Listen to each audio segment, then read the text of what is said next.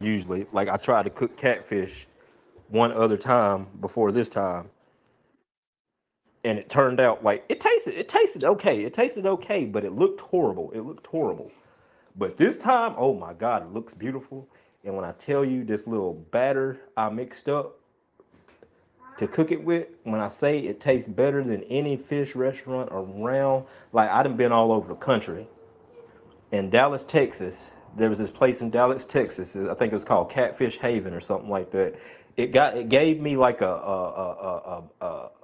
it gave me a horror movie vibe because it was out in the country of Dallas, Texas, and they had a little lake, but it had this real old vibe in the inside, and it gave me like horror movie vibes, like Amityville horror type vibes in the inside. But when I tell you the fish was so freaking good there, that place don't even got nothing on this fish I just cooked, bro.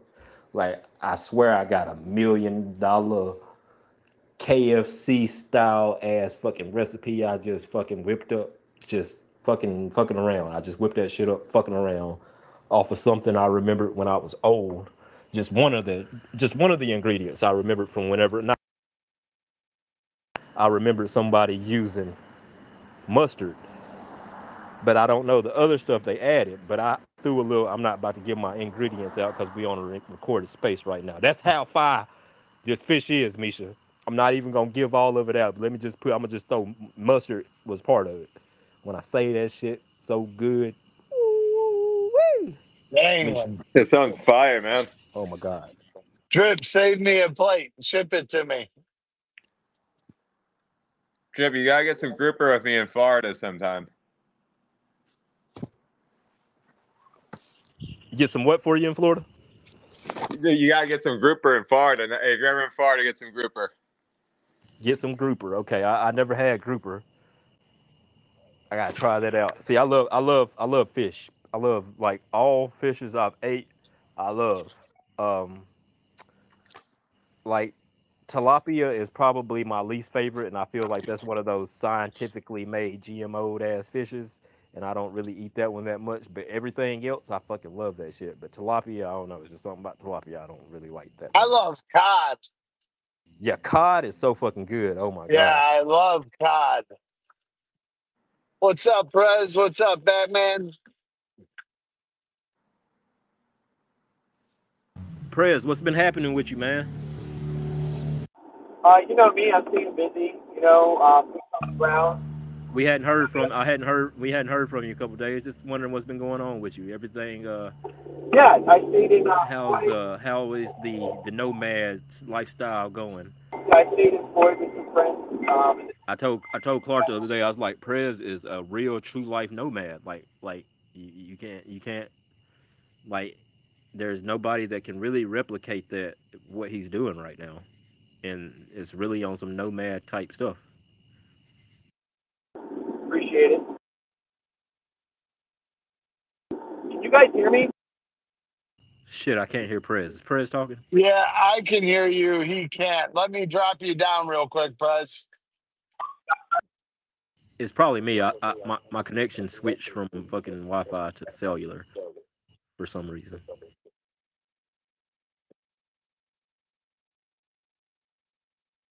Yeah, but if I just fix him, it should fix it for you. It should work both ways.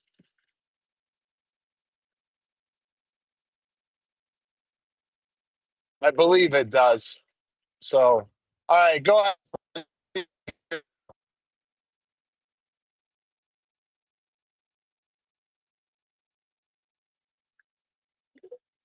Go ahead, Prez. We want to see if Drip can hear you.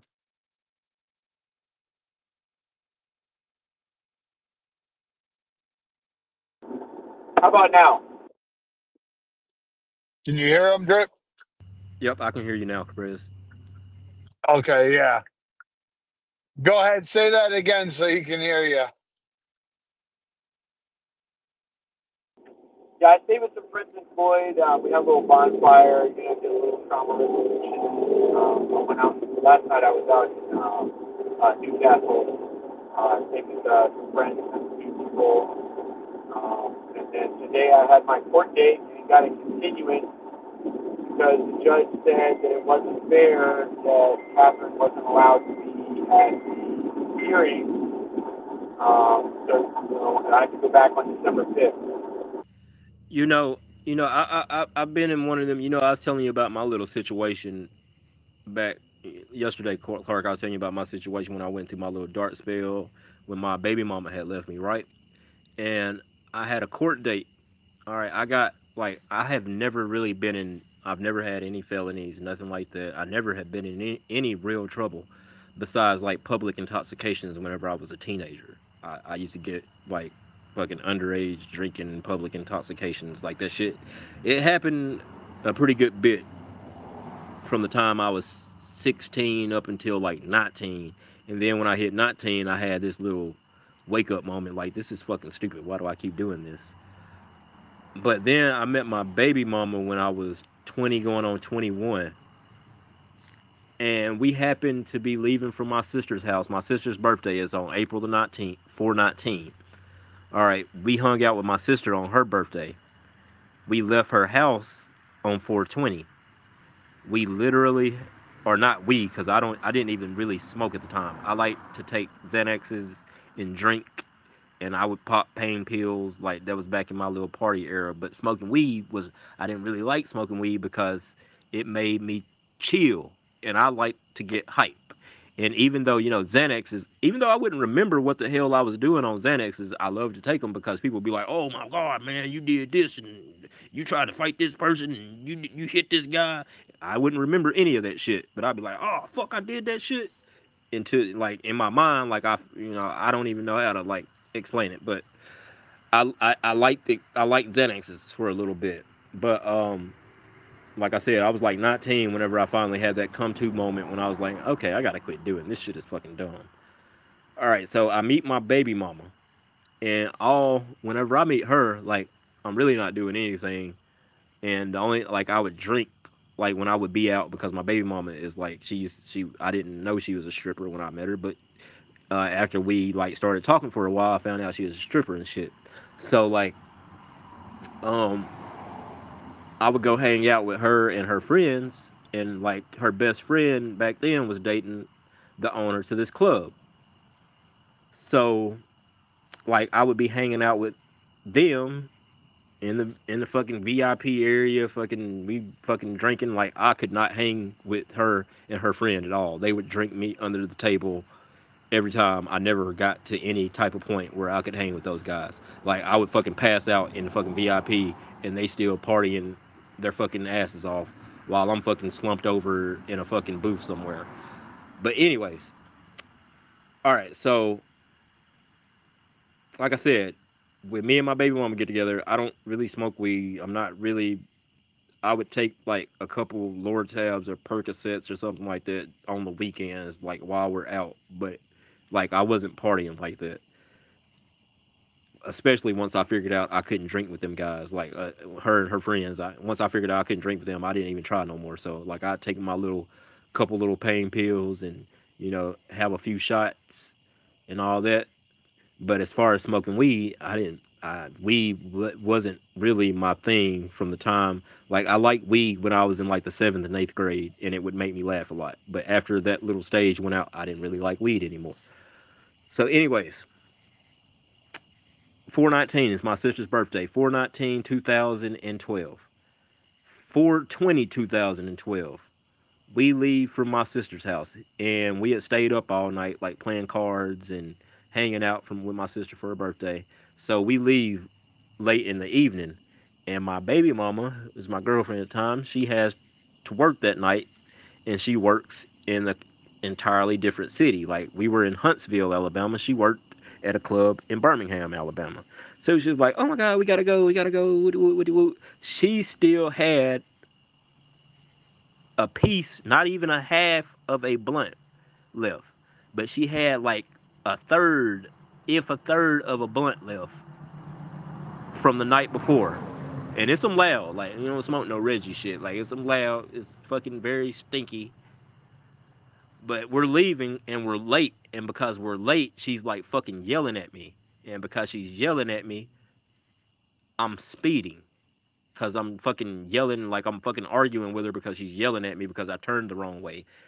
And we ended up getting pulled over.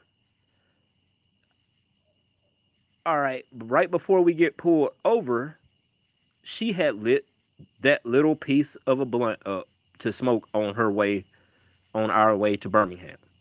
So when the blue lights fucking go off, I automatically let down, like I pressed the little Windows button to go down for both our windows. And in my mind, I said, she threw that shit up out the window. We didn't have anything else, just her and that little piece of weed. Throw that shit. I thought she threw it out the window, but she didn't throw it out the window. She put it out and stuck it in her fucking bosom. Gonna fast forward and make the story short. We both go to jail for that shit because I didn't even know. Like instantly, the cops automatically. I'm a black dude with a fucking Asian girl. They put me in the cop car like first thing because they was like, "You mind if we search the car?" I was like, "Yeah, it ain't shit in here."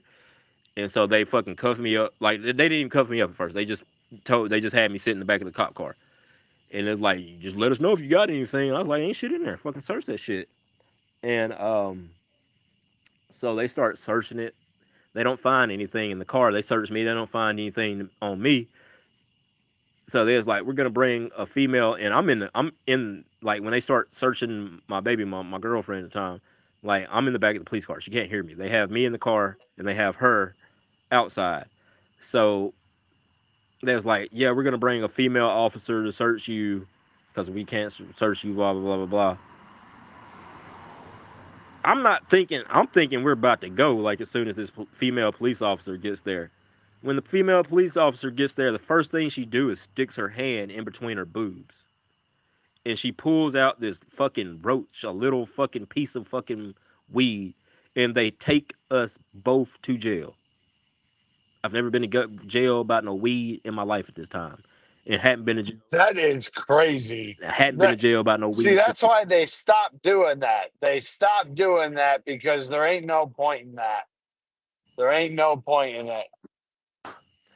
But what I'm getting at, like, okay, so I go to jail, I stay in there, and I pay my little. I think it was like close to $500 or something like that for the little weed charge.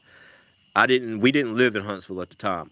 We end up moving to Huntsville in 2000, almost 18, not quite 18, but almost 2018. 5 years later, like I've been pulled over since then. Nothing has ever come up saying that I had any kind of anything anything. Like I've been pulled over a few times, and give my license, everything runs good. I go on about my business.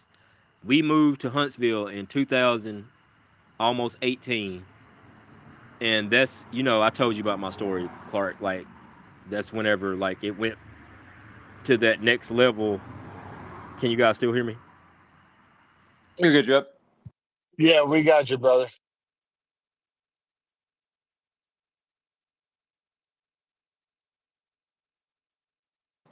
Now I can't hear Drip though. Yeah, now I can't hear him either. Hold on.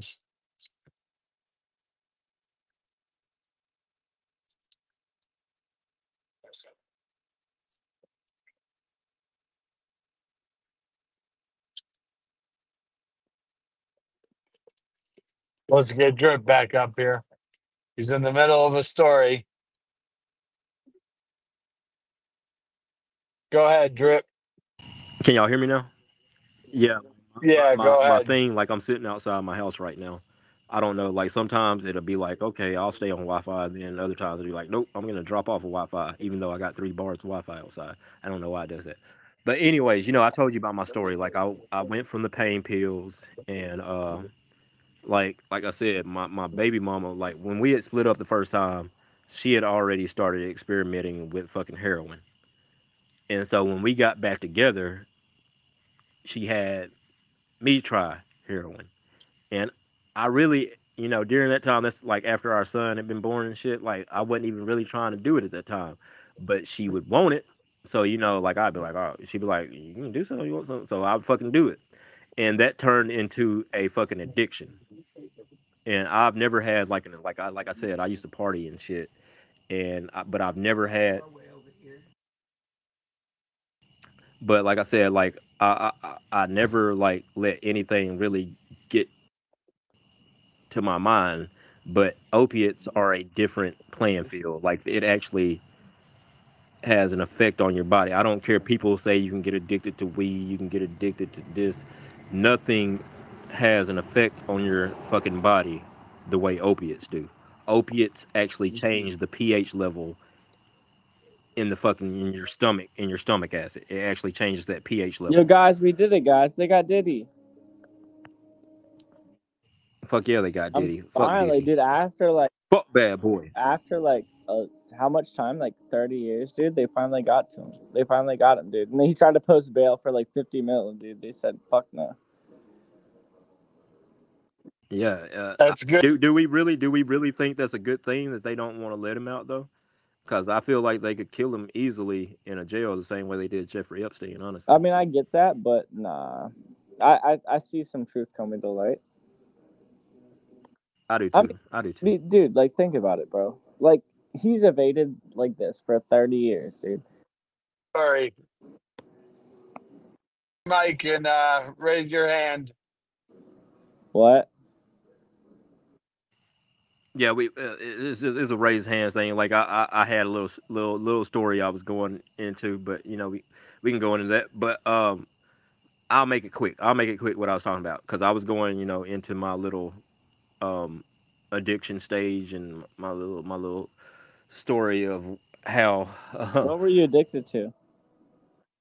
heroin, not even really like opiates. It didn't matter if it was heroin, Would, fentanyl, Percocets, Roxy's, Oxycontin. It didn't would you matter. Fucking love just it? opiates. Um, but like I was saying in the story, like I got to that point, like like I said, I wasn't really into it like that, but I was around it, and I would get asked if I want it, and then it turned into a situation where I woke up one day when I didn't have any before I went to bed, and when I woke up in fucking pain, and that was whenever I realized, like, holy shit, I'm fucking addicted. Like, this is fucking addiction.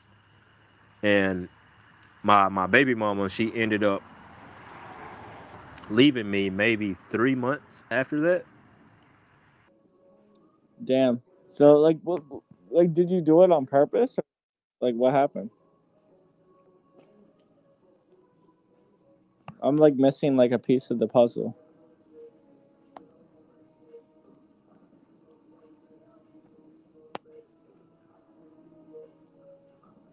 Hey, can y'all hear me now?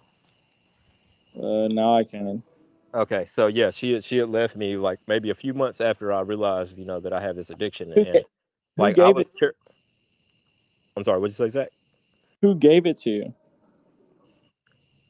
It would be me and my baby mama doing it together. Like she would get it. Like I had a family member that would Yeah, get it for us, right?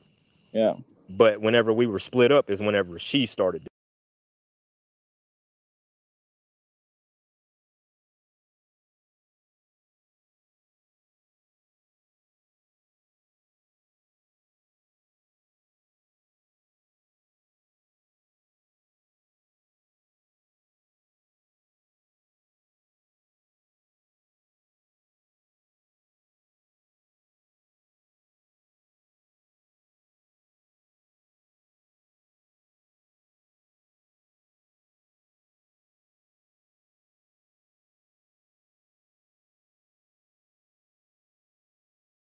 Niggas that's icy. Y'all don't like niggas that's just normal. Hmm? Y'all like niggas that don't even get on camera because they got 300 people in the room on a fucking app that ain't talking about shit.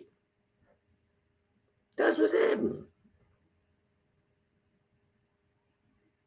Hmm? Misbehaving? That's what's happening. Y'all choose niggas that ain't talking about shit, that ain't gangster, that ain't, oh, you don't want thug nigga, like Tupac say, thug life. What's happening is y'all ready to choose a lame ass nigga that ain't trying to just say, I ain't with all that, but I'm just trying to chill and just take care of my family, get married and have babies. What's happening is you got P Valley, people like Portia, Stevie, Honey, but you're gonna have these Africans gonna support them, get them some money. Like Portia Bell, Miss B Having, Stevie and Honey, Shakur. They P Valley. Stevie like men. Honey like women. Portia like women. But y'all, what's happening is, Miss B Having, a good, clean woman like yourself, like men, but you'll be thinking they telling you the truth, but it's a man out here that, like me, for example, that want a good, clean woman like you to build, have something. But they gonna, P Valley gonna make you, Miss B Having, turn against me and say, I ain't gonna support Jimmy. I ain't gonna give Jimmy no money. I ain't gonna fuck with him. But I see he real. I see him. Damn, you know what? Look at him. I mean, you judge for yourself. They trying to turn Miss B Having you. This was happening. Against straight men. The straight community is at war. That's what's happening. But just know that Jimmy White just stood 10 toes down. And I don't sit next to P Valley. Or these fake ass Africans, that's P Valley too. And protecting P Valley. Or these bitch ass niggas that's submitting to P Valley and sold their people out for P Valley, for numbers in the room and a chick. Because they doxing them. That's what's happening. Bitch ass niggas, Miss B Having. I hope you hear me good, Miss B Having. That's what's happening. Miss B Having, you look like you the type of woman that want a real man, that want a woman, and he ain't P Valley. Meanwhile, all everybody else P Valley. I'm not. Y'all favorite creator P Valley. Hang with P Valley. Jimmy's not that. All the other pussy ass niggas and y'all favorite female creator fucks with P Valley. Got deals with P Valley. Jimmy's not that, but y'all support him though. This is the war in America. All the niggas and bitches is P Valley.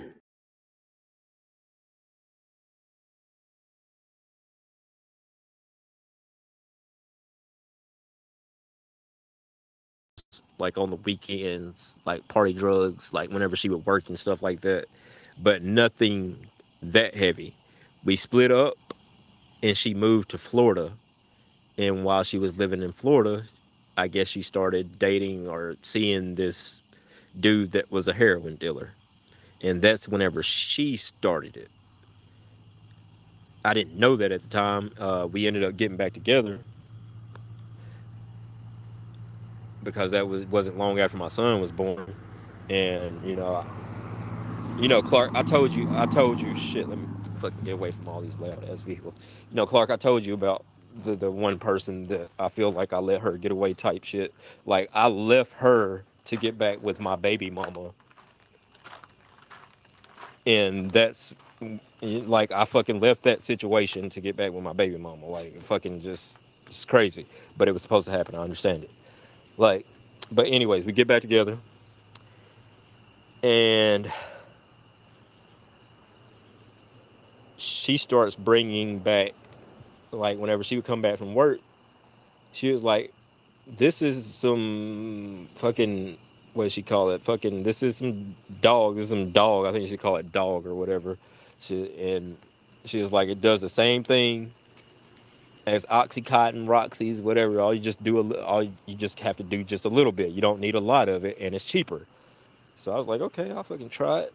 So I tried some, and it did. It did the same exact thing.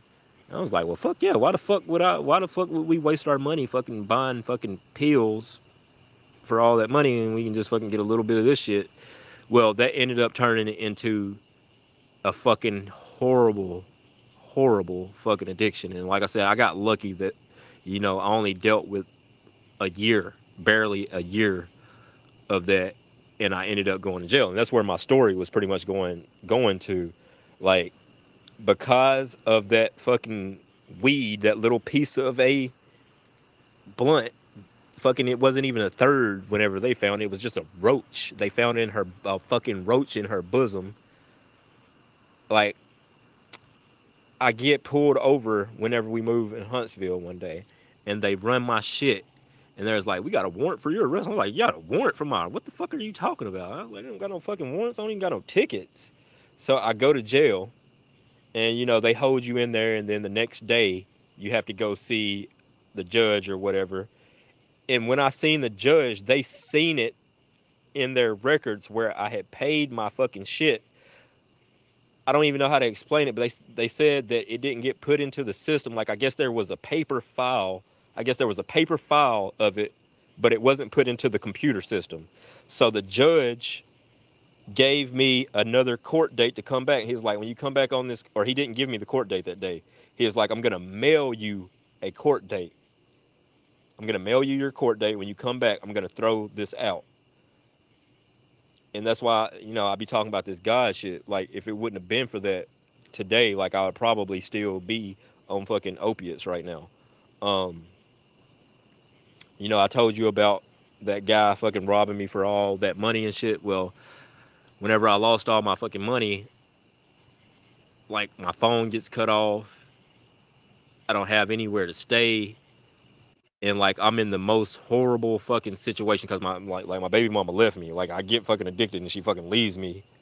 Like, shortly after, a fucking couple months later, she fucking leaves me. Like, I'm like, so this guy robs me for all my money. My phone gets cut off, all this shit. And then the place where I had put my address down, I'm not staying there because I don't have anywhere to stay anymore. So when they send me my court date, I don't get it because I'm not living there anymore. So months and months and months go by, and, you know, I don't get pulled over or anything like that, but I did get out there in them streets pretty heavy. Like, I was in the hood fucking hanging out with fucking hitmen, fucking the biggest dope boys in Birmingham, Alabama. I'm fucking hanging out. GDs, fucking GD generals and shit. I'm fucking hanging out with these motherfuckers. Fucking, I seen a friend of mine get fucking shot. I probably seen him get the first 7 or 8 shots I seen with my own eyes before I fucking, like, it went into that slow motion. It's like whenever you come into these near death experiences, it's like you go into this slow motion mode. I don't care if it's a fucking car wreck, somebody getting shot, and you're about to get shot. It's like you go into this slow motion mode, fucking Matrix mode. And it's like real time, it would be like instantly. You're thinking like, I need to do this, I need to do this. But when in those situations, like, you're thinking that shit way, way faster, and things are happening in slow. Like, I don't have any other way of explaining it besides things slow down. Um, you know, like I said, I ended up in this situation and I missed the court date. I didn't know I missed the court date, but I'm just fucking living my life and not giving a fuck because, you know, I'm not, like, me and the person I've been with for the last nearly 10 years of my life is fucking gone, plus, like, my 2 kids and shit. So, like, I'm in a really, really, really fucked up, dark ass place during this time.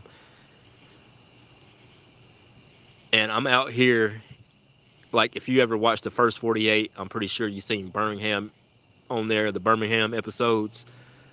75%, 75 to 80% of those Birmingham first 48 episodes that happened, where they happened at, is where I would be hanging out at. Like, literally, the house next door to where I would be at every single day is on the. There's an episode of First 48 that happened at the house next door to where I would be at every single day. Anyways, like, my friend, he gets fucking killed, and when he got killed, like I said, I go into this slow motion mode, and this dude basically shoots him for no reason. Like it's Christmas Eve 2019, right before all the COVID shit happens. And this dude has like a 16-year-old daughter too. It's a white guy, but like even though he's a white guy, this dude hangs out in the hood. Like he's just like another fucking black dude to us. Like everybody looks at him like, you know, he's a black dude. So and that's why I think the dude ended up fucking killing him that day. Like I come to find out, the guy that killed him, I'm not gonna say his name, but the guy that killed him, um, I want to say, I think his uncle was the preacher at the church where those little black girls got killed back during the Martin Luther King days in Birmingham. Like the shit was big. They were tied. His uncle was really close with Martin Luther King. His uncle was the preacher at that church. I'm pretty sure it was his uncle. So I feel like this dude was racist. Like he didn't like him because he was white. He was there. He was white. He happened to be there, wrong place at the wrong time. I before this night, I had never seen that dude prior to that. I seen him a few more times after that, unfortunately. But prior to that night, I had never seen him before. And once I kind of found out like who he is and how like he was a hitman. But once I kind of found out his background, you know, that's when I found out like his uncle being the preacher at that church where those little girls got burnt up by the KKK or whatever. So I understood. Like I was like, okay, so this dude is pretty much he's racist. But he shot my friend,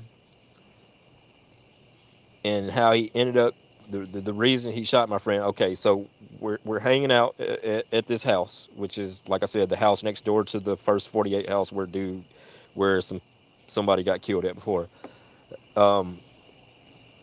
It's Christmas Eve, so and this is the dope man's house. So he has a few people over there, and of course we're hanging out over there because we're all trying to get high. We're all getting high. They ain't trying to get high. We're all getting high, hanging out over there.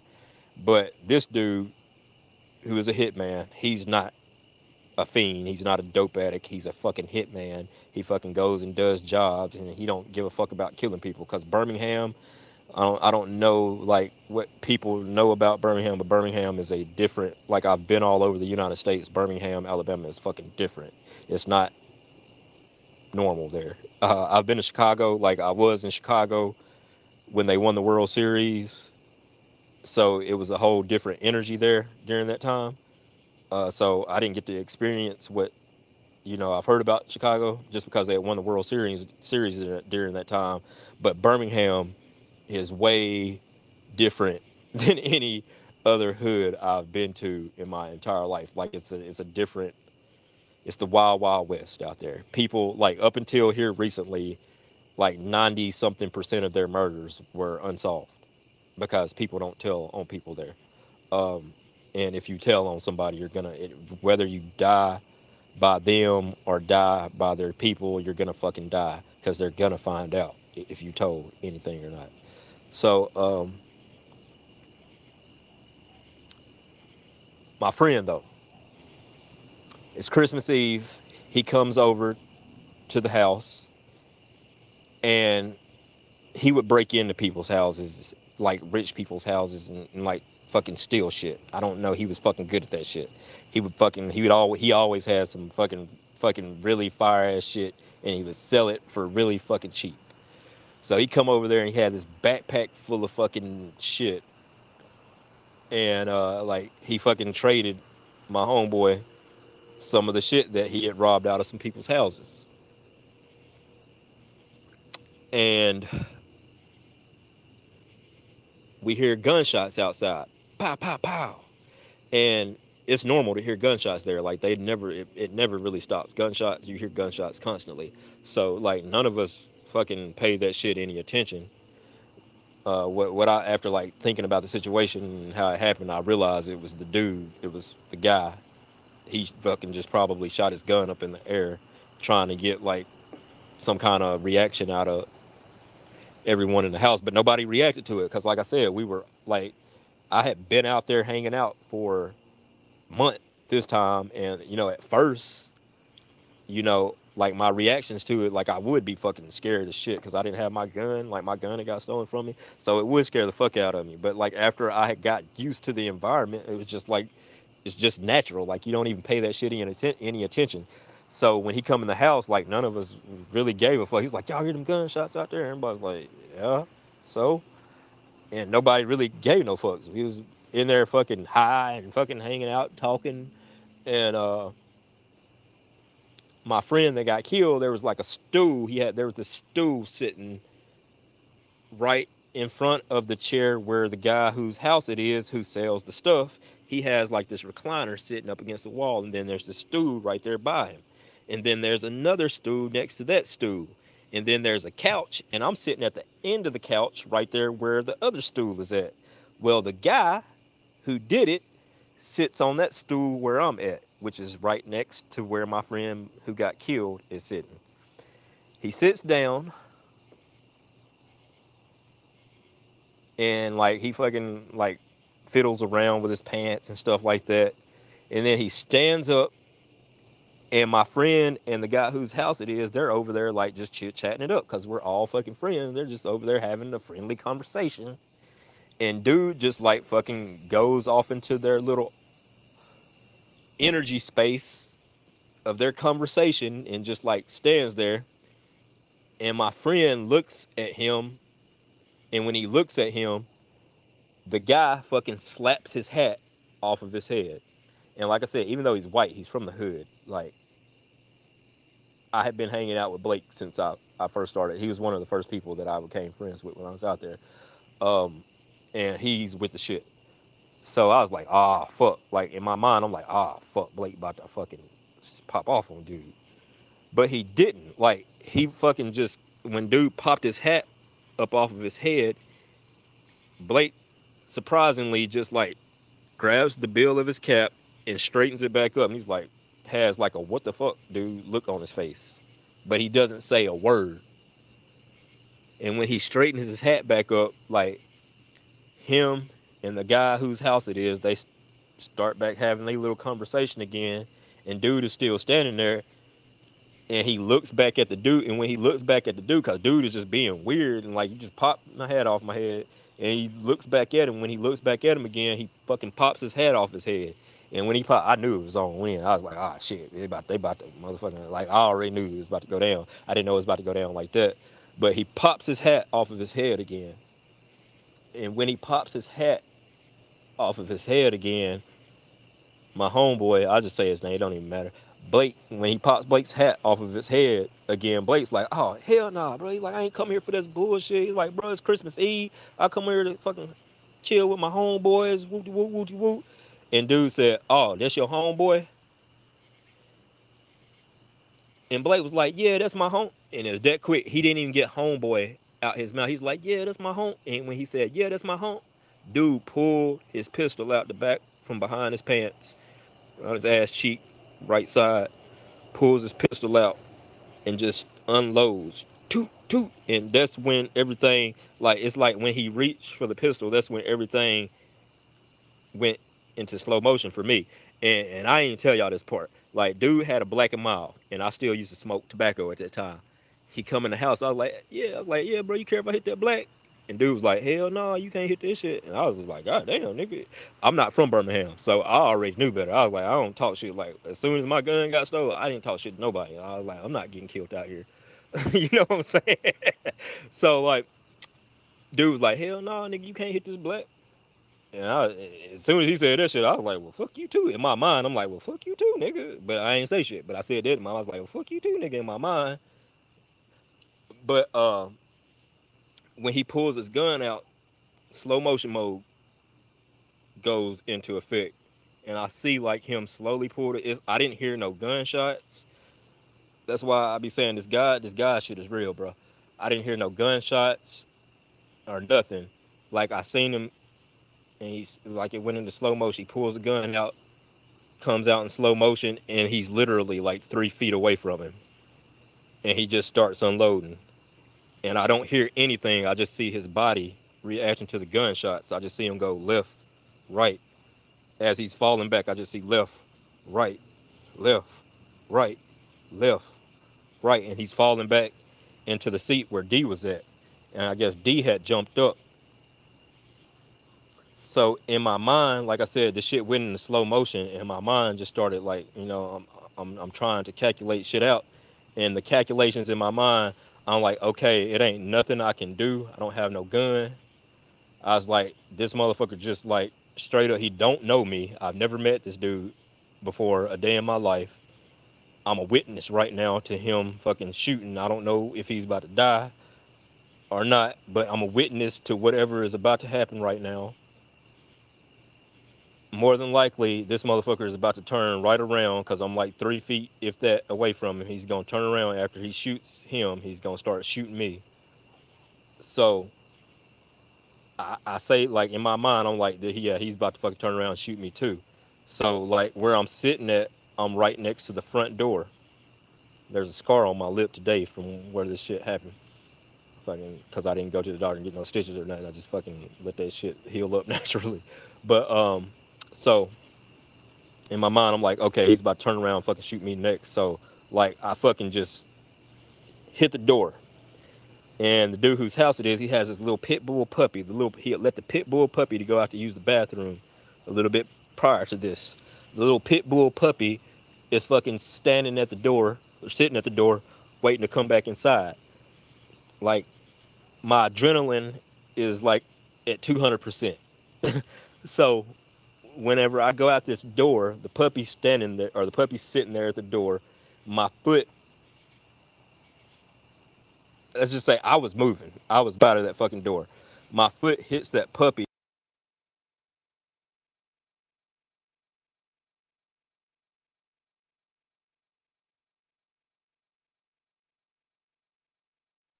Drip, you there? I lost him too. Yeah, can y'all hear me? Yeah, I can hear you. Okay, so I don't know. Kanye West, like, so this fucking stars just started playing on my fucking phone by itself. That was creepy as shit. Kanye West stars. Well, that was creepy. Um, but like, I dart to go out of the door. I trip over the puppy. I never touch the front porch. Like I just go flying over the porch, and I never touch the porch. The porch is about 4 feet off the ground before the sidewalk is right there, and I go face first into the sidewalk, and I split my fucking lip like a motherfucker. But like when I tell you, like I hit that ground, and it's like I never hit the ground. How fast I was up, and I'm fucking gone. I'm gone, and I go into this very, it's like, I don't even know, the tall ass grass, but it's not grass. Like it looks kind of like a wheat field, but this is the wintertime, so it's dead, but it's still tall, but it's dead. I run off into this field, and I just fucking jump. I just go down to the ground off in that fucking tall ass grass. Fucking FBI or whatever the fuck kind of officers was out there fucking a few days later. And I thought I was tripping because I was high. And I was like, y'all see that shit moving out there? But anyways, like I'm in that tall ass grass, and I'm hiding out in that grass, and I don't even know. Like I said, there was no sound. Like I never heard not one gunshot. I never heard one of them. I just seen his body going left, right, and I seen him falling back as his body is going right, left, right. But I lay down off in that tall ass fucking grass, and I'm like, as I'm laying there, I'm like, oh shit, this dude gonna come after me? And then he doesn't come after. Like I'm laying there for like 5-10 minutes, and then like after I lay there for however many minutes it was before I started thinking about maybe Blake is like him being dead didn't really cross my mind at first. Like whenever I didn't see an ambulance or a cop car or anything happen like that would seem like this dude just died, like that gave me hope because, like I said, this dude was like one of the first people that I started fucking with whenever I moved out there. Like this was like one of my best friends whenever I was out there at the time. So like instantly in my mind, I was like, okay, fuck, he's not dead. Then he's not dead. So I'm laying out there in this tall ass grass, and I don't see no ambulance or nothing come. So in my mind, I'm thinking he didn't die. He all right. So I lay out there for I don't even know how long. I was honestly I don't know how long I was fucking out there in that tall ass grass. It's probably for a minute. But then like I see three people come out of the house because I think there was like five of us total that was there that night. One of them being my friend's nephew. He was also in there, and he helped to fucking dispose of his uncle's body. Um, but I see 3 people come out of the house, and when they come out of the house, they were like, I couldn't tell, like they had something. They was all fucking toting something. I didn't know. In my mind, I was trying to make reality not be reality. I kept trying to say like what had happened didn't really happen. That's what I was trying to make my brain, and my brain was believing that shit until like I heard what actually happened in the next shit. It wasn't even that was probably like 9, 10 o'clock at night, and then I seen his fucking psychopath ass nephew maybe 4 or 5 o'clock in the morning afterwards. Um, but I seen them 3 people. I couldn't tell what 3 people it was, but I seen 3 people go out, and they was fucking carrying something. They had a fucking what they did was they wrapped him up in the rug. There was a rug, there in the living room floor. They rolled his body up into the rug and carried him out in that rug and put him in the back. It was I'm not gonna fucking say what kind of car dude had, but they put him in the back seat of his car, um, and then they fucking skirted off. And whenever dude's car took off, I was like, oh, fuck, okay, now this is my chance to get the fuck on up out of here. So I went to another one of my people's houses that didn't live too far from there. And he wasn't there at the time. I kicked this motherfucker's door. I'm laughing like this shit was crazy. But I kicked like he's not there. But I'm fucking terrified. Dude, as soon as dude fucking hauled that, as soon as I seen that car fucking leave out, like I fucking got up out that tall grass and I fucking just took off. And I get to my homeboy's house, my other homeboy's house, and I knock on the door. I'm like, Chico, do, Chico, do, Chico, open the door. And he never came to the door. Do. And I'm still knocking, and like this is like a duplex, like 2 houses in one, little duplex spot. And the dude next door, he's like, hey, he ain't there right now. He left a little bit ago. I don't know where he is. He should be back in a little bit, though. And I was like, as soon as dude closed that door, I fucking kicked the fucking door and fucking like kicked dude's door in. I went up in that bitch and I went in his bedroom and I just fucking hid the fuck out in his motherfucking bedroom until he fucking got there. And that's whenever I found out, because he had already, by the time he got there, he had already talked to some people that had heard what had happened. And so whenever he didn't know I was there though. Like he didn't know that I had been there, but he figured it out real quick. But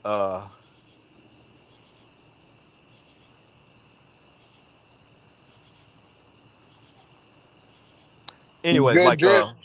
yeah. Go ahead. Yeah, my bad. I was just fucking like I don't even be coming back on this story very often, man. So like I'm just like fucking thinking on that shit, bro. Like so oh buddy, he comes back and like I said, I kicked his door in, so so obviously so obviously he knew like somebody was in his house. And like when he comes in the door, he's like, man, what the fuck? He's like, man, what the fuck? Somebody come up in my shit. Like he was talking shit, right? Cause I just kicked this fucking door in and fucked this fucking door up. So like I hear him talking shit and I'm like hid out in this fucking room. And and I'm like, Chico. Like he fucking like scream like, what the fuck, man? Somebody kicked my motherfucking door in, wooty woo, wooty woo. And like when he started getting close to his room, I was like, Chico, Chico. He was like, what the fuck? Then he grabbed, like he had some kind of fucking big ass fucking knife. He had some big ass knife sitting somewhere. He fucking picks his big ass knife. He's like, what the fuck? Somebody off of my shit? I'm like, Chico, it's me, nigga. It's me, nigga. It's me. And he like, he was like, you know my name, Clark. You know my name, Clark. He like, and I'm like, yeah, nigga, it's me, it's me. He like, what the fuck you doing off of my shit? He like, what the fuck you doing off of my shit? And I was like, man, fucking Blakey dead, bro. He like, what? I'm like, Blakey dead, man. He like, Blake dead.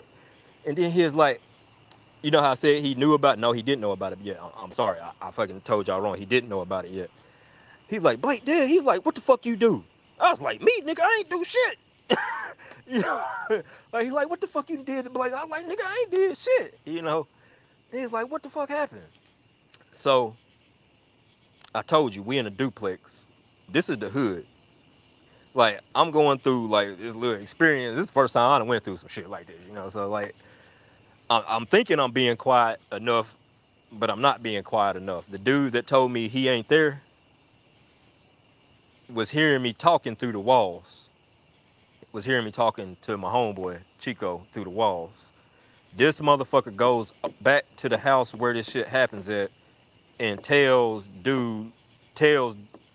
not I'm not necessarily gonna say he told dude, but he fucking told the guy whose house it was at that I was fucking talking about what the fuck. He didn't even know what the fuck went down there. But he went and I had looked out for this motherfucker. I done got this motherfucker shit before and then looked out and gave him money and did all kind of shit for this motherfucker.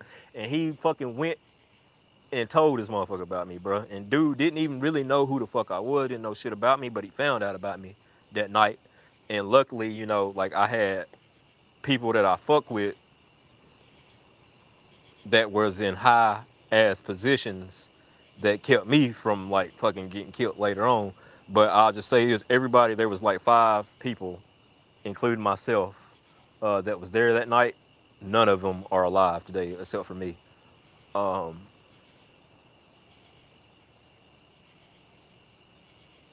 so, like I said, dude hears me. I guess fucking I'm talking loud enough where he can fucking hear me through the fucking wall because it's fucking little small ass duplex.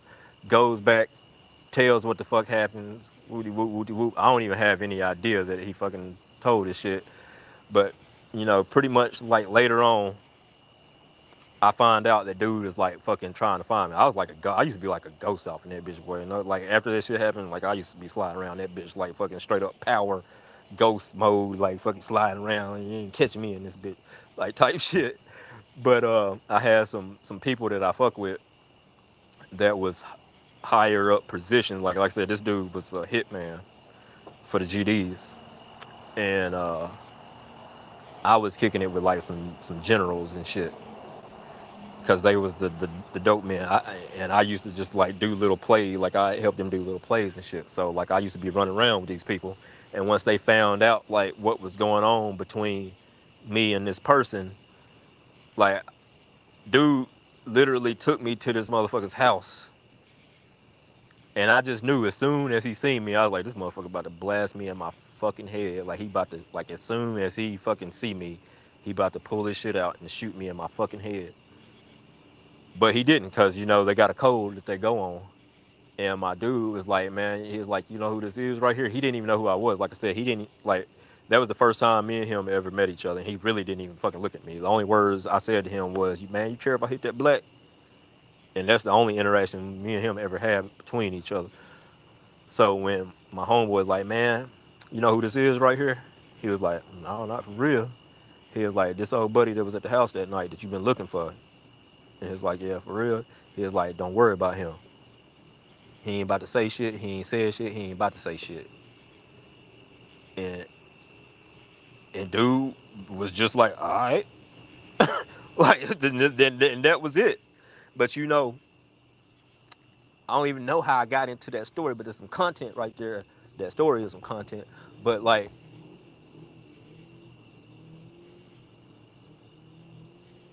whenever I said like everybody that was there that night fucking died, like the dude's house it was at, that was my peak. Like that was good into my too. And the way that street code shit worked out there, it don't matter how close you is to somebody, it don't fucking matter. Like, if you got kids, you better not say a motherfucking thing about no fucking body, cause you gonna get fucking tapped. You gonna get tapped. And but the dude whose house it happened at, he ended up killing another one of our homeboys by accident, just because a bunch of drama popped off in between that time. Like, the guy who got killed, his nephew ended up getting picked up by the police within 24 hours, because this motherfucker was wearing the clothes he had on when he helped get rid of the body. And like I said, this dude was like fucking psycho as shit. This motherfucker was walking Oh my around in these God. bloody ass clothes, and the police like picked him up. They didn't know what they was picking him up about. Like, they had found my homeboy's body. Like, they just fucking dropped him off on the side of the road near fucking near this area somewhere. And it was some random folks that happened to see his body laying out in the road. And this all happened within 24 hours, you know. But they hadn't tied it together to him at the time when they had picked him up. It was still like, probably when they got the call on my homeboy's body, it was probably around the same time they picked fucking his nephew up, because he was going around like fucking with people's shit, and somebody had called the police on him. And when they called the police on him, he still got the bloody clothes on. So when he got the bloody clothes on, they asking him about his bloody fucking clothes. I don't know if he fucking said so. I don't know what happened whenever he went in there. I don't know what the fuck happened, but something fucking happened, because they did end up picking up dude. They did end up getting him, but they fucking took every fucking body that was there besides me, because they didn't know who the fuck. I don't know how the fuck they didn't know who the fuck I was. Never got anything about that situation. But whenever that happened, dude said he killing everybody that was there that night. He told everybody in the hood that he killing everybody that was there that night. He killing everybody, right? So, and, you know, I heard that from like my cousin. He ain't really my cousin, but he used to be married to my cousin, so I used to call him my cousin. Like, I heard that from my cousin. He was like, man, you better take your ass back to whoop, because the old buddy looking for you. And literally, one by one, like, another dude that was like my real best friend out there, he died a couple months. He got killed. Literally left the house we was at, and he was walking to the daycare center to like get his daughter from the daycare center. And right as he get to the daycare center, somebody pulled up on him and shot him up right there at the daycare center where his daughter was at. And then like the nephew, I don't even know what happened to him. He just disappeared. He just fucking just disappeared. Um, but the dude whose house it was at, like, me and him, like, it's been some months. Like, that happened Christmas Eve. It's probably like June, July now. And we know dude, like, him and dude beefing. And dude talking about coming killing woot woot. But dude is a drug dealer. Like, he got guns and shit, but he be getting high. He be getting high just like I was getting high at that time.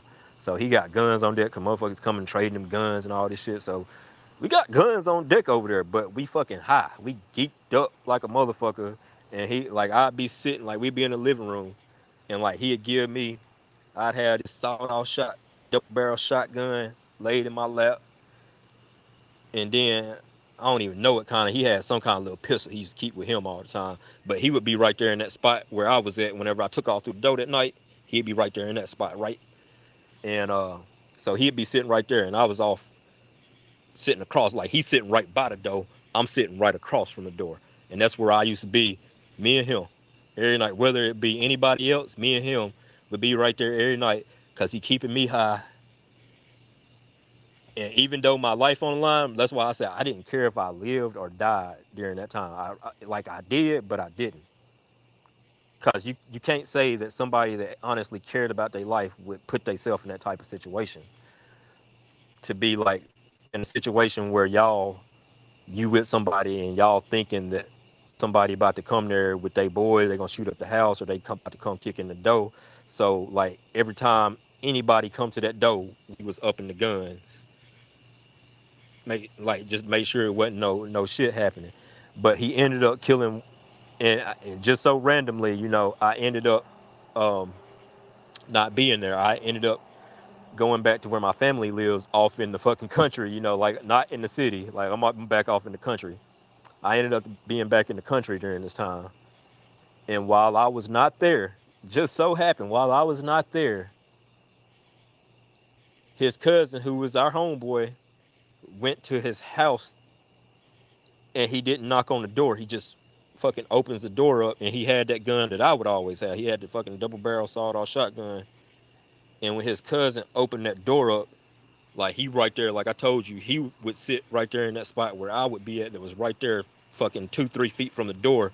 When his cousin opened that door up and didn't say nothing, he boom, double barrel shotgun to the chest. Like how I didn't touch the porch, his cousin didn't touch the porch. The double barrel fucking blew him off of the porch, and they ended up That is just wild. yeah, they ended up just charging him with both of the murders. And um, while he was in prison, he got killed. Cause like I said, this is GD shit. So they ended up killing him while he was in prison. And so like I said, I am the last one still standing in that shit. I honestly don't know where dude at today. Don't care about where dude is at today. But like, you know, I do be thinking back on that shit like, fuck, you know, Blake fucking really like lost his life on some humbug ass shit. But at the same time, you know, like we was talking about Clark, I be understanding like we get put in these positions and people get put in positions just to be role players for us to get understandings, even though it might seem like it's a very critical and dire thing, you know, looking at it from a close perspective. But whenever you look at it from a God's eye view and understand how this thing works, like metaphysically, spiritually, people get put in positions just in our reality for our own experience. God lays out people in positions for us to get an understanding of what's, I told you like I had to get slapped in the face before I actually got an understanding of how this thing really works. Like I really had to get fucking slapped the fuck in the face, and I ended up going to jail. You know, after that, not for any of that, but for that old weed charge. You know, after all this happened and all this time that went by, I ended up going back to Huntsville because I was fucking staying in Birmingham at the time, like because that's where like I would be at, fucking getting high and shit. But I had come up on a play in Huntsville, and you know, shit costs like you could make money in Huntsville because it goes for a higher price out there. So I come up on a play back in Huntsville. So me and some of my people, we ride out to Huntsville, and the people I ride out there with, they get fucking spooked and they leave me at the house where I'm making the play at. So I get stuck out there. And while I'm there, like I end up linking up with this girl, and while I'm with this girl, we get pulled over. And when we get pulled over, guess what the police do? They run my name, and because I missed that court date, I ended up going to jail. And that's how I ended up doing like almost a year over that shit.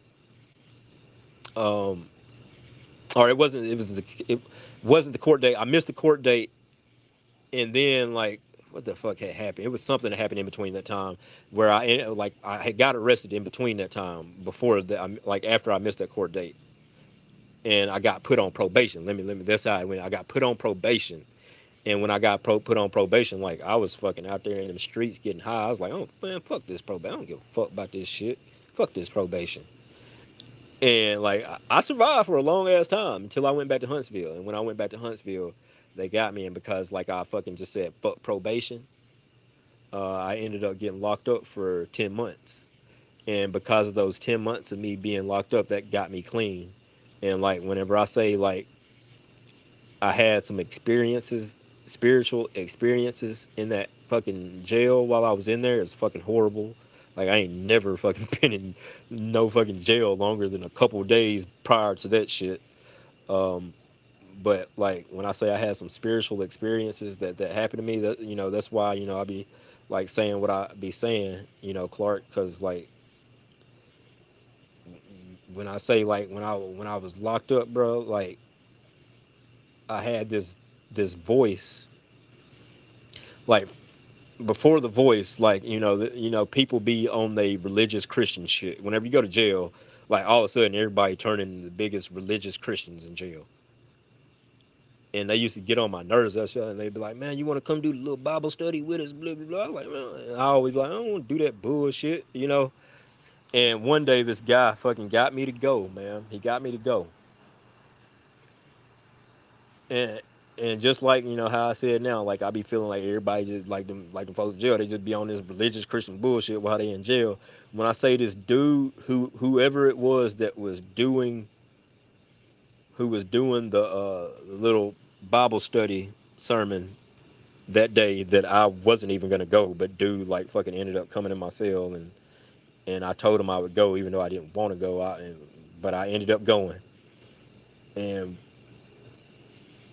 when I went, instantly, dude goes into this sermon, and the story that he's referring to from the Bible is like exactly what I was going through at the time. And when I tell you, fucking just it instantly resonated.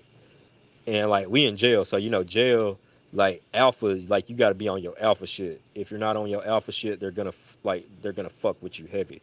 So as soon as you show any kind of beta energy, you're gonna get fucked with. So like instantly, when that shit resonated with me, like just fucking tears just start running down my face, fucking running down my face, tears running down my face. Cause when I say the fucking Bible story resonated to the T, it resonated to the T randomly. I didn't even want to go, but it resonated. It's my story. It was pretty much my story. And fucking tears running down. I'm trying to like fucking wipe my fucking face. I'm trying to wipe myself. And I had to fucking leave because I didn't want nobody to see me fucking like that, bro. And it was from that point on, I was like, there's something to that. And I had got into meditation real heavy while I was in there because especially like I come across this book called Mindfulness, and I read that book Mindfulness. So then I started, I got into meditation before that, but I wasn't actually practicing it, on a regular basis. But after I read that book, I was like, let me try to get into this shit, like, and do it regularly, like stay consistent with it. Well, one night I was meditating while it's lights out, while most people are asleep and shit, and a voice. This is the first time, I told you that thing come over that house, and like I was doing like this auto write shit. That's the second time that I had an experience. The first time was while I was in jail. There was a voice that was not my fucking voice, and it freaked me out. Like I fucking jumped because I was like, I try. You know how you control your voice in your head? You make your voice in your head say whatever. Well, I tried to control this voice. I don't even know how to explain it, but I tried to control this voice, and I couldn't. That freaky type shit, and it gave me this message, and that's not for me to share with people what I received that night, but that was the first time, was that time, and and I told you, I had that experience happen the second time after I was in a car wreck and I fractured three of my fucking vertebrae in my back. And the reason that happened, like whenever I got out of jail early. I wasn't even supposed to get out of jail. My fucking lawyer hits me up just randomly and it's like, you got court today. Just randomly. I had court that day. And whenever I went to court, my fucking lawyer fucking got me out just randomly. I was supposed to do a full year. So I got out 2 months early. But what I was supposed to have been doing whenever I got out was staying to my fucking meditation practice and focusing on fucking healing myself and fucking understanding like my traumas and shit that I went through as a kid, all the bullshit I done went through after me being a kid and relationships, because all this shit weighs on us. All of it fucking has fucking weight on us, all that fucking trauma. And like I'm supposed to be focusing because in jail, like even though I don't have anything else to do but that. You got to understand, in jail, you have, in fucking Prez understands that just like, that's why, I understand what Prez was talking about when he's talking about that. A lot of those people in these fucking jails are mental health patients. Like they should be in a mental health ward somewhere, like just fucking yelling for no at fucking 5 o'clock in the morning, fucking soon as fucking lights are on, start walking around the fucking little day room and they just be yelling and shit for no reason. And that should have drive like that could drive like people that go in there for petty ass, because this is fucking jail. This ain't prison. This is fucking people with petty fucking charges. Fucking jail. Fucking having to deal with people who have real issues and shit like that. That can drive a sane man insane. Having to deal with insane people. You know what I'm saying? Like on a daily basis. Like with all the yelling and fucking all the just fucking just crazy nonsense. It's fucking crazy ass nonsense. And you know that in itself was a test, but I feel like I got let out early. God let me out, or this force let me out early, and I was supposed to stay on my healing tip where I could actually fucking heal without these fucking real fucking insane fucking people like causing any distraction of that. But when I got out, I ended up fucking getting a job working at these fucking college football games and going out to bars and all this shit. So I instantly was like, oh, fuck that. I didn't do none of the shit I was supposed to have did. And guess what happened? I'm fucking with my friend. He drives through a fucking stop sign over a fucking about a 40-foot bluff. Wow, and I didn't have a fucking seatbelt on. Nowhere in Birmingham. Now I'm back in fucking Mississippi at this time. Fucking where none of that shit was happening. Like I'm away from all that. But I'm back in the country and I'm with my friend who drives through a stop sign over a 40-foot bluff and back to slow motion mode. As soon like I'm looking down at my phone, texting a chick, trying to fucking weasel my way over to this chick's house. Not paying no attention. Like I'm not driving. Why am I paying attention to the road? So I'm fucking texting on the phone, trying to get over this chick's house, and I just hear my homeboy say, "Oh shit!" And as he says "shit," I look up and I hear skirt. And as soon as I hear skirt, we're already going over the fucking bluff. Going over the bluff. And fucking, I don't have a seatbelt on because we only got to drive like 5 fucking minutes. We're literally 5 fucking minutes away from where we was going. Where he picked me up, we're 5 minutes the fuck away, bro. Like, I hear skirt. I look up, no seatbelt on. And because he hit the brakes hard right there, like my body instantly fucking starts fucking going forward towards the windshield. And I was like, oh, fuck. I didn't do, like, instantly, I'm like, I didn't do what the fuck I said I was going to do. Yep, I'm dead this time. I'm fucking dead. That's it. I'm fucking dead. And, you know, like, I just remember going towards the windshield and then just waking up in the floorboard. But I fractured 3 of my vertebrae in my back.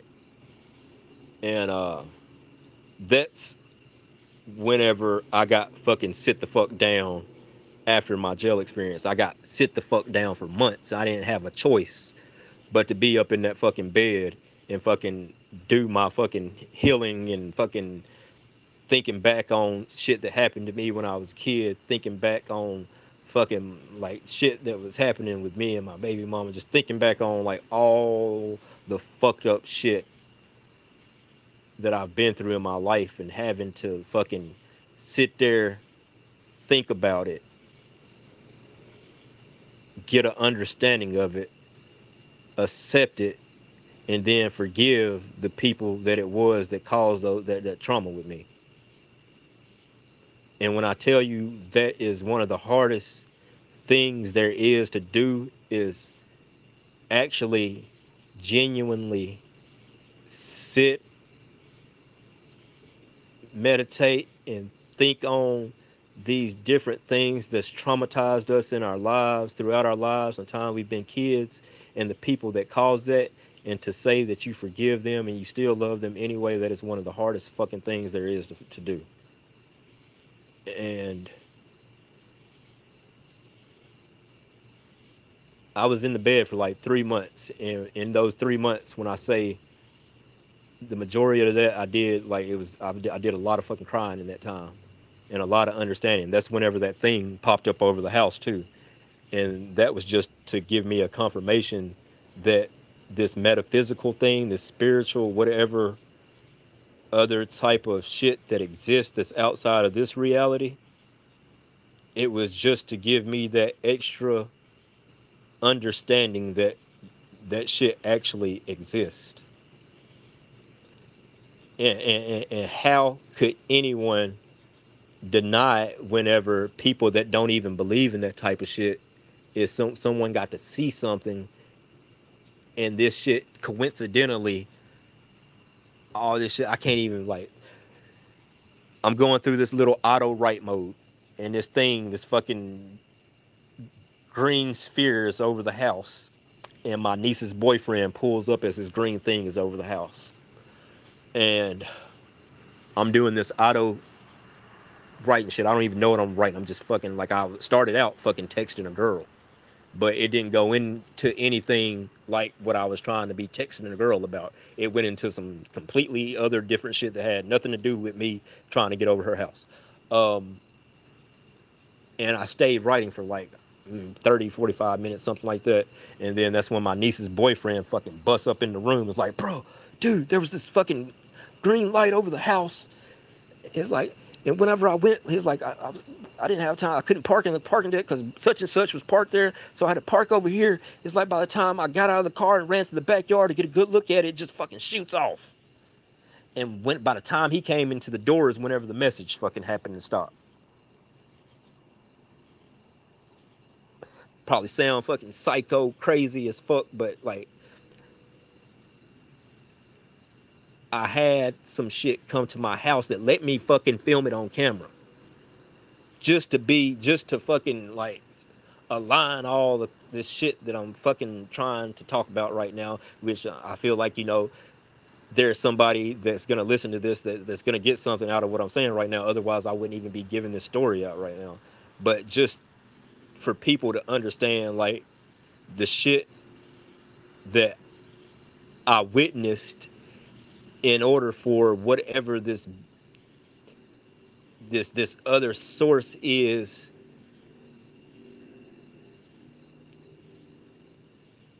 that come and gave me the understanding to be able to tell it to, just to tell this to people, period. Because, I feel like it isn't just, this is the majority of people. People are caught up on thinking that this existence is just about this 3D world.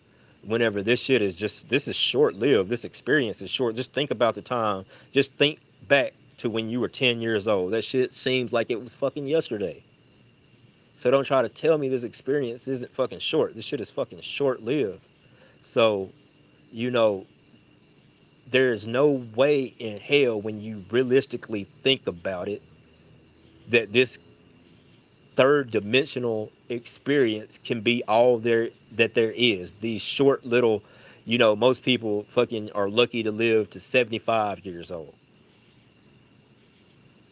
Especially in cities like fucking where I was at in Birmingham, I'm fucking lucky to make it to 20. Fucking. Most definitely, bro.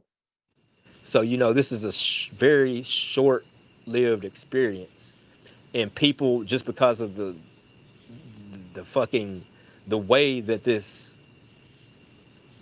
indoctrination of making people think or think that they understand how or what this whole existence is about, and that, not really focusing your energy on spiritual things versus focusing your energy on fucking man-made shit.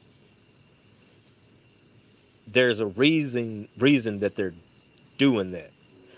And that's what, I really can't, I don't have an answer for why, there would be a group of people that want people to focus their energy on the wrong thing versus focusing on the right things that helps you, elevate from this experience. I don't understand what the point of that is, but there obviously is a reason, because there's people that understand this shit. They actually understand the metaphysical. They understand that whenever we focus our energy on certain things, that's what we're gonna bring more of towards ourselves, Into our lives, yeah. If you focus on something, that's why it's useless to think about the past. because anything in the past that brought you happiness also brought you pain. So if you think about even a good memory, it causes sorrow, and it might cause you to be a negative person because not intentionally, but because you're stuck in a state of sorrow, you're going to have a negative outlook because you're sad and you're depressed. And so you have to learn to let go is the key, and That's it. think of things to be grateful for. That's it, Clark. Just letting go, and just fucking actually, taking the small things and being appreciative of the small things. Like, I know, like myself right now, I don't have a large, especially in real life, I don't have a large group of people that, I can say that honestly is there for me like that and got love for me like that. But I am very thankful now for the small group of people that I do have. And I'm very thankful for the small group of people that I've met through just this platform that have helped me be able to even, understand this thing even more, and because every little bit of love that's being sent to you, fucking, that helps elevate you, and then once you get to a point where you're able to give that same type of love back out to other people, you're just gonna continue to get more and more people that are gonna have love going into you. And that's why I have what's on my fucking on my page. I say, like, it's all love, because at the end of the day it really is all love, but it's all based on how we choose to perceive it. Even the shit that we like to think is negative, it's not really just fucking negative. It's there's some positive that's gonna come out of each situation somewhere. Like, it's basically like a fucking plant, or a tree. From one situation, that's just one branch, but there's gonna be other things that branch from that, that's also going to lead you into different paths, that's going to have positive things that come from it. But we've been spoiled into fucking being fucking babies when shit doesn't go how we want it to go, when we want it to go that way. And that's part of the message I received that second time, was that I'm supposed to plant a seed, like what I'm fucking doing right now, to some of these listeners and things like that. I'm supposed to plant a seed and help people understand that there is nothing that is a complete negative. There is a positive in everything, whether it comes to this politics shit, which is what they really try to keep us fucking focused on, fucking politics, and fucking continuously fucking putting shit on the TVs, on the fucking, on these phone screens, making us think shit is horrible. But whenever you step outside and it's a fucking sunny day, fucking look up at that sky and you hear the fucking birds chirping, fucking see God's art, all these beautiful trees, fucking the beautiful grass, fucking, like, the shit is beautiful. But we've had these people fucking try to manipulate our understanding to make us think shit is so bad when it's really not fucking bad at all. Like, if we just think back to fucking 200 years ago, none of us would be able to fucking fathom how those people lived back then. No, that was constant danger and threat of danger constantly Just back in those 200 years days. ago. Just Yep. 200 fucking years ago. Like, we have it so much better now. So we got fucking air conditioning, fucking TV, fucking play fucking video games. Fucking, we don't even gotta go out to the fucking to meet girls. You don't even gotta go nowhere no more. You can fucking just stay on your phone if you want to meet somebody, and y'all fucking y'all fucking, like, fucking click up, y'all click up. Like, we got it so fucking easy now, but we choose to focus on things that we really shouldn't be focusing on, because they try to make us feel like that's what we should. And the fucking root to it all is that fucking mammon. I like to call it mammon because I believe that's what Jesus referred to. It's an entity, the fucking money entity. That fucking money shit is the fucking root to it all, man. And I'm sorry I fucking took up the space today, but I know we were supposed to talk about metaphysical the other night, um, and just something said, we had our conversation earlier, Clark, and just something just told me tell my story, and fucking just let that shit out, bro, and fucking talk about what I went through so people can get an understanding of why I have my thoughts about the metaphysical, you know. But I appreciate you Most guys definitely, Yeah, that Drip. was cool, bro. for I fucking appreciate giving it. me the. That was a cool story, and like I just know, like I have thinking about your story, I felt parallels to other people I've met, and even in my own personal life. And for whatever reason, I feel like now that I've heard your story a little bit, I felt like I needed to hear it. So thank you. Yeah, thank you, Drip. That was awesome. That was a great story. Um, Ace, you got anything you want to say? LT, anybody? Yeah, stuff like that, Of because course, we are at the end of the show, but go ahead, Ace. yeah, like because me being around so many Ace, you talking? yeah, you Yeah, can't Ace hear me. is talking. I Here, let me drop bring him. it up. Yeah, I'll bring it back up.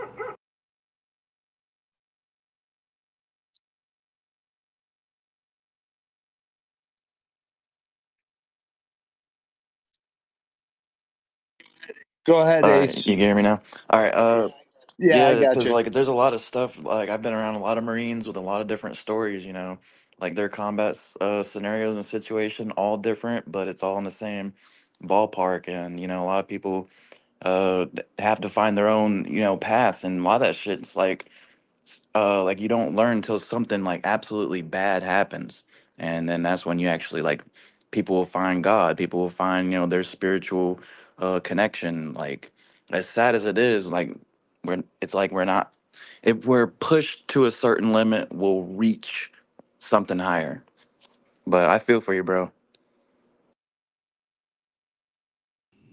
Today, man, I'm in such a fucking beautiful place, dude. I don't have any complaints. I understand my story, which was a part of it, which I don't like. None of it to me is sad to me. I don't regret any of it because I understand it was all meant to happen in order for me to get this type of growth that I've received and this type of understanding that I received. Like you don't get that type of understanding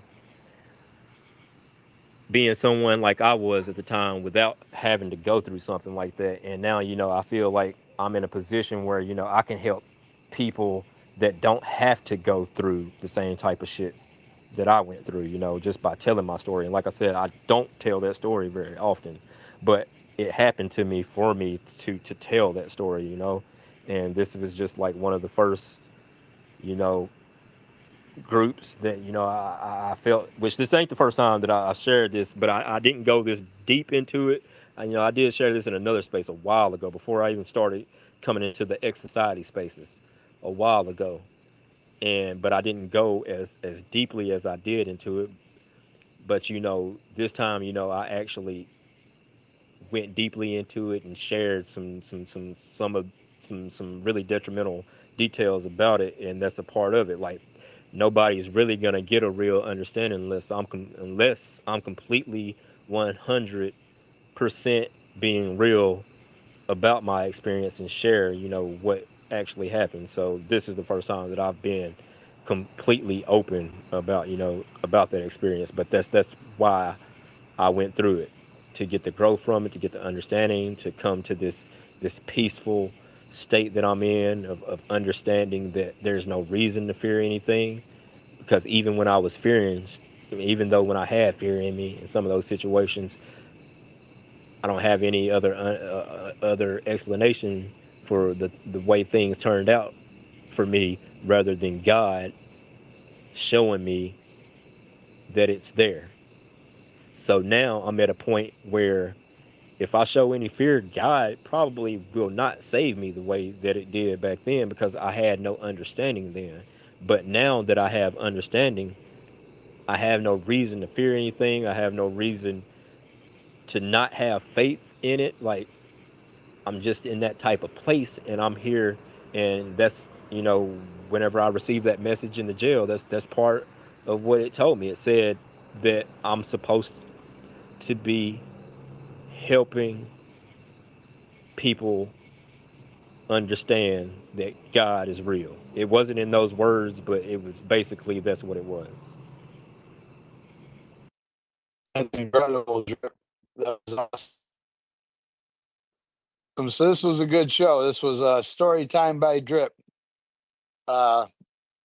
Misha, if anybody wants to fix the title up there, so for the recording, because we were cut off and I wasn't able to finish the title.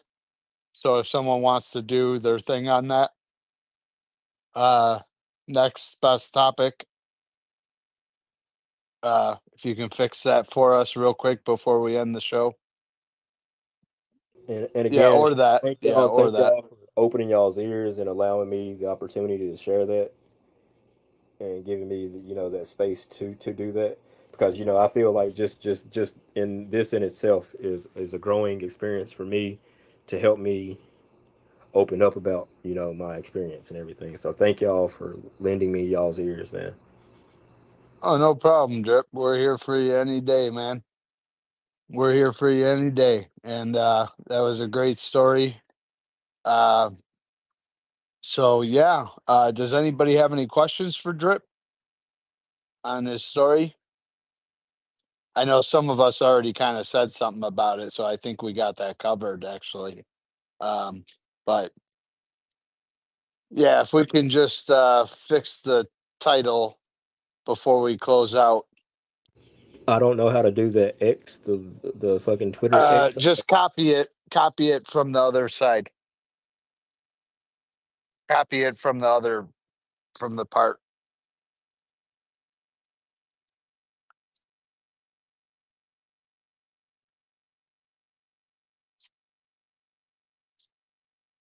Oh, Misha, don't leave. We got to get your final words.